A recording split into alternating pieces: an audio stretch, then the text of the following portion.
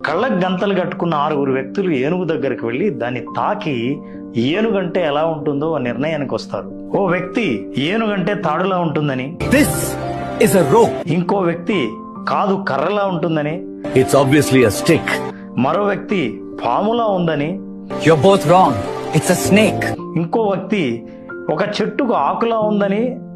It feels like a leaf to me. మీరంతా మూర్ఖులు, ఏనుగంటే ఓ గోడ లాంటిదని. You're all idiots. It's obviously a wall. నేను కరెక్ట్ అంటే నేను కరెక్ట్ అని ఒకరితో ఒకరు గొడవ పెట్టుకుంటారు. నిజానికి అందరిది తప్పే. ఎందుకంటే ఒక్కొక్కరు ఏనుగులో ఏదో ఒక భాగాన్ని మాత్రమే చూశారు. మన చుట్టూ ఉన్న ప్రపంచంలో కూడా చాలా మంది కళ్ళకు గంతలు కట్టుకున్న వాళ్లే కనిపిస్తారు. గట్టిగా అరుస్తూ అవతలి వాళ్లను తప్పు పట్టడమే పనిగా పెట్టుకుంటారు. టీవీ షోల్లోనూ, ఉద్యమాల్లోనూ, ఇంటర్వ్యూలోనూ నిజమంతా తమకే తెలిసినట్టు వాదిస్తూ ఉంటారు.